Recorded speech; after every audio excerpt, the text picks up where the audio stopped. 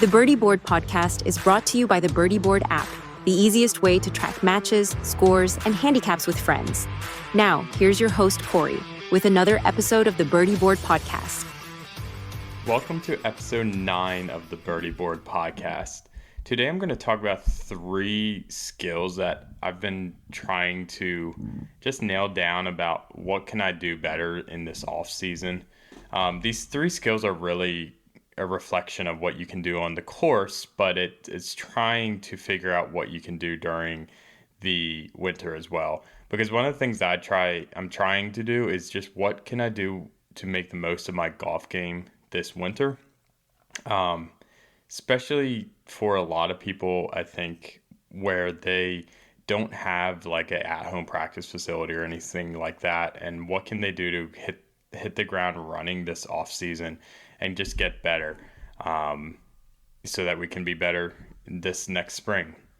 So it's November right now. We have quite a bit of time. Unfortunately, I'm disappointed about it too. The golf season is pretty much at the end, especially in the Northeast. I'm in like the Pennsylvania area. Last week it was very windy. I got terrible chapped lips, and I was just outside, like just moving and from our apartment into a home. And it was terrible. It was cold. It was windy. It was kind of rainy some days. It just was a clear indicator that the golf season is pretty much over. I have golfed before in really cold weather and even colder weather than this. I think 2 years ago, I golfed in the middle of January and it was like 11 degrees. I actually ended up walking the full 18, and the only reason I walked it is because I was trying to stay warm, and I had foot warmers and hand warmers. And I got through. I don't think I hit a ball farther than 200 yards all day long. So that being said, I haven't golfed in that cold of weather ever since. So the golf season's over, but trying to figure out what can I do in the off season to get better. The first skill I kind of thought about that I could practice in the off season is just course awareness. This is just trying to help you understand and audit the course. So this is something we can do during the winter. Think about the rounds that you've played over the last year and start thinking about like, what could you have done differently? So for example, I'm thinking about a lot of the shots I took into the green last year. I'm thinking like 25 yards in or maybe even closer. Imagine you're facing a green, you have nothing but fairway down to the green, and I would take a 56 degree wedge to the green. And honestly, I just needed to do like a bump and run up there, but I didn't have that in my bag. I just don't know how to hit a bump and run super well. So one reflection that I have for my course awareness is like, okay, I need to make sure at the start of next off season, or the next golf season, to practice the bump and run, because that awareness there would be so much better than just trying to stick it on the pin from 25 yards out. It's like a common miss in a way. It's just a risky thing versus just a bump and run up there on the green and giving myself a putting chance. So that's another big one. In previous seasons, a big mistake that I've reflected on and I've since moved away is I used to have I think it was like a 62 or 63 degree wedge. I would be 5 yards out from the green, and it wasn't quite a flop shot, but it was pretty close to it. And it was just super risky. So think about that course awareness and think about like, what are some of the things that you've done in your game last season that you could improve on? But specifically to the course. So think about from the tee box, what's something you've done? For me, for example, off the tee box, something that worked for me last season was understanding penalties better. So I had a misunderstanding of the USGA rule for pace of play with penalties off the tee box. So what the USGA rule is if you hit your drive, let's say 175, 200 yards, and it goes out of bounds at like a white stake, the USGA says you don't need to re-tee it up and hit again like the pros would. You can go down to where you went out, go straight across to the fairway, and you can drop 2 club lengths into the fairway, no closer to the hole, but you would take a 2-stroke penalty. My misinterpretation of this rule was I did that pretty much for any stake on the fairway. So whether it was red stake, yellow stake, white stake, or if I could just not find my ball, I would always take a 2-stroke penalty. So how I changed my strategy last year was I pretty much swing my driver as hard, not, I don't want to say as hard as I can. I still try to have a smooth swing, but I'm not as worried about losing the ball, which is a lot better for me mentally. And I'm always aiming away from like a white stake so that I'm trying to minimize that error where if I get it down there as far as I can, then best case scenario I may be 250. If I really hit it well, I can get up to 300. But I'm being honest with all you guys listening. I'm not a long driver like I hope to be someday. But if I'm aiming towards the red stakes or something less risky than a white stake, then if I can't find my ball, at least I'm dropping pretty close up to the hole for a 1-stroke penalty, versus like aiming at a white stake or something like that. Now, if I look at a hole that has danger up both sides, then I might not take a driver just because it's one of the clubs in my bag that I'm just not super confident in, and something I'm trying to work on over the off season. So that's just course awareness. That's a lot of just reflection that you guys can think of. Like I said, start tee box. Think about how, if you really just had a second to sit down and imagine the course in front of you, no pressure of taking a swing, no pressure of people behind you, no pressure of keeping up your pace, nothing like that. Sit on the tee box in your mind and envision it and think, okay, I'm aware of the course. What sort of decisions would I make differently than what you typically would have, or the same? Because we've all made good decisions as well. So skill number 1 is the course awareness. Skill number 2 is tempo management. I think this is really important because most people aren't swinging as often right now. And I think practicing your tempo is a really easy thing that people can do in the off season, whether you have the space or not. Winter is definitely where that tempo disappears really easily. The tempo is something that you just have to ingrain in your mind over and over and over again. The swing tempo, it's not my strongest suit, but my putting tempo I think is really, really strong. So I think it's actually a good example, I hope, for the listeners. And it's something I don't even think about anymore, but I've talked about this on the podcast before, but I'll go over it again real quickly. Every putt I have a nice tempo to my whole routine. I go up to the ball, I do 3 practice swings with my putter, and then I go up and I putt. If I do 4 practice swings or 2, it always throws me off.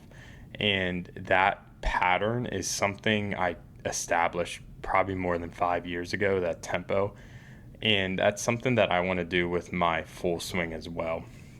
And it can be practiced in small spaces. So depending on the space you have, let's say you don't even have room to swing a full club, you can get like a short weighted club, and they're practice aids or something like that. Just try to get something that can mimic the weight of a club, and then you can take your tempo swing. This is something you guys could practice pretty much every single day for 5 minutes. Just practice a tempo, practice a routine. It's great because since you are indoors, you're not hitting a ball, you can't really see where the ball is going, and it's good because it's getting your mind to focus just on that tempo. If you have a space that you could do it with a full club, for example, at one point I had a space in my apartment. It had like 8-foot ceilings, so normal height ceilings, but I was able to get a junior club. It was like a junior wedge, and I was able to do full swings with that junior wedge. And I would hit little tiny like beanbag golf balls just into like the wall. I'm sure my neighbors loved it. And at the time, I wasn't practicing it for tempo or tempo management, but I think that would be a really good thing for me to do. In my new house that I just moved into, in the basement, I have like 9-foot ceilings or like 9.5-foot ceilings. So I actually think I have enough space that I might be able to do a full swing. But something I'm going to do is this tempo management, because I think about when I've played my best golf, I just feel like my golf swing is so smooth. And it's just like anything, it can be practiced. And I think it's just a small thing that everyone can do during the winter. So skill number 3 is just your smart scoring decisions. This is mostly just mental work. So winter is great for thinking about how you can make smarter scoring decisions. It's a really good time to just reflect on scoring tendencies. Try to identify where your bad decisions came from this season, whether it's ego, pressure, or like impatience. I think for me, if I reflected on where did my bad decisions come from, I think like pressure and anxiety would cause, kind of back to the old one, is just having bad tempo, but then that would make me have some bad decisions where I would just not make smart golf decisions if I felt the pressure. I was thinking more so about like, oh, I need to keep this ball in bounce, or oh, I need to make a good swing here, or just don't shank it, instead of making a decision like, oh, I want the ball to go here, I want to avoid this trap on the right, something like that. It's just a mindset difference. So for me, I think the pressure at times, even self-imposed, and then I think every once in a while you get that golfer up behind you that's just basically hitting on you. That always makes me hit kind of a bad shot. So those are some of my areas that I've identified that have caused bad decisions, and something I'll work on going into next season. Something that's really interesting is that most scoring mistakes happen emotionally. It's not technically. I think most of us have it in us to shoot in the low 80s, even high 70s, no matter how long of a hitter you are, because if you're just playing a normal public course, you might be playing like 5,500 yards, 6,000 from the whites.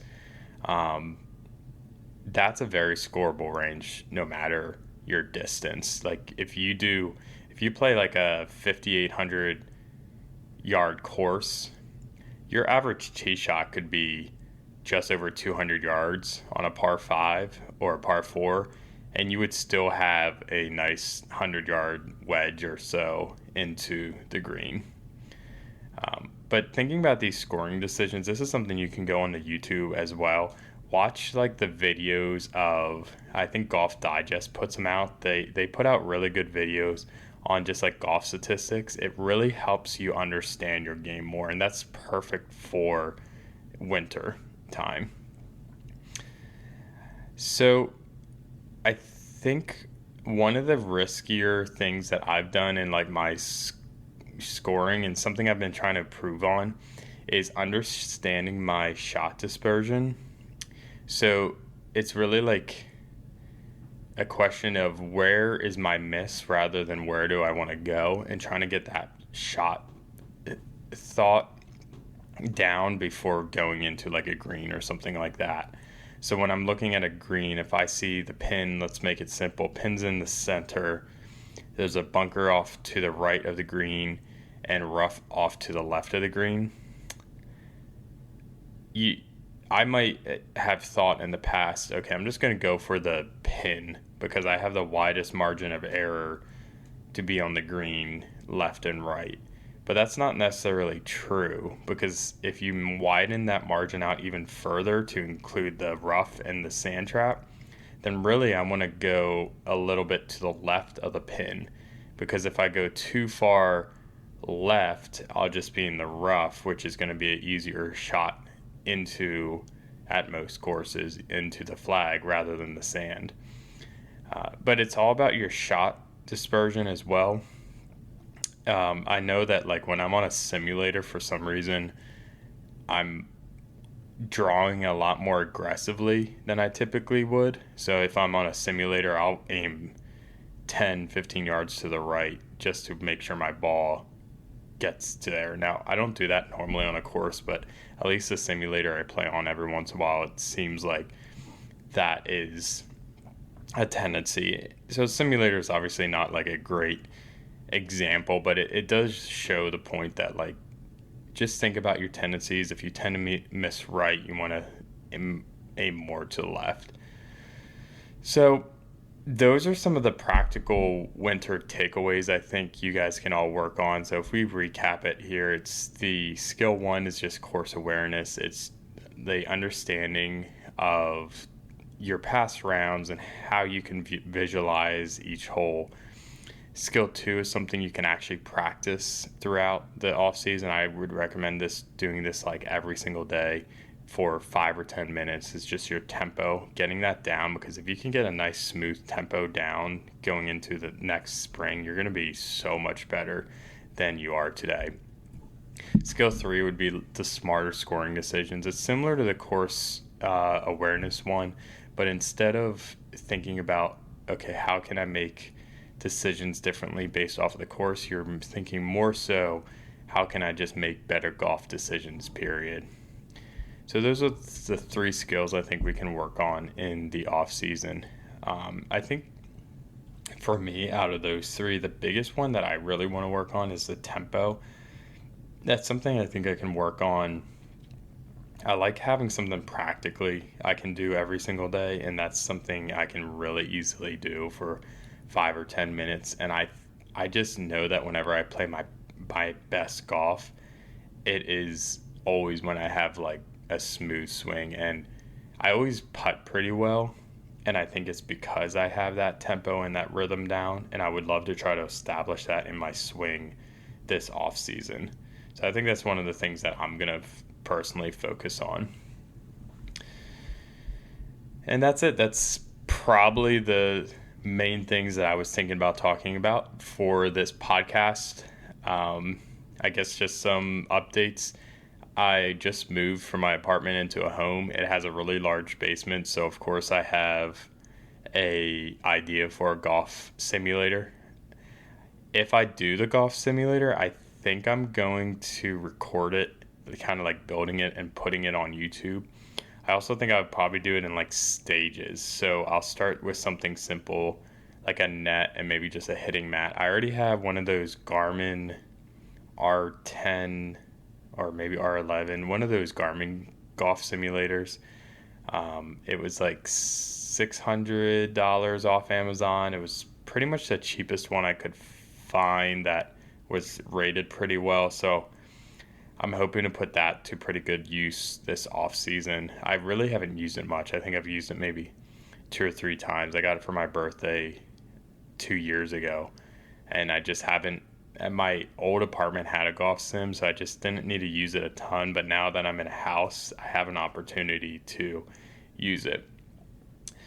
So I would love to hear about your winter goals. Probably leave it as a comment. I'll try to. This podcast, I'll just be honest, it gets distributed to so many different podcasting platforms, so I don't always see comments and things that are left for this podcast. But if you go to birdieboard.golf, there's a contact form on there. I would love for you to just share any winter goals you may have, because it might help spark ideas of what I can share on the podcast for the golfers. Because right now, with the golf season pretty much over, I am trying to keep the podcast focused on what you guys can do during the winter, because most of us don't live in a place like Florida, and it, at least for me, usually November comes and I'm like, okay, I'm done with golf for a couple months. But I still love golf deep down. I still love the idea of golf, and part of me is happy to have the rest. But whenever I get to the spring, I'm like, hey, man, I wish I did a little bit of something. Or like, what's a good balance? And I hope that this podcast, just listening to it, would help kind of fill that a little bit during the off season of staying golf ready, even if it's not fully practicing, just keeping it on your mind a little bit, keeping your thought patterns around it. And I'm hoping that that will help everyone listening, including myself, be stronger into the next golf season. So that's it for this episode of Birdie Board. Thanks for listening, everyone. Thanks for tuning in to the Birdie Board podcast. If you enjoyed it, subscribe and share it with a friend who loves golf as much as you do. And before your next round, grab the Birdie Board app, free on the Apple App Store and Google Play Store, and let it handle the scoring while you enjoy the game.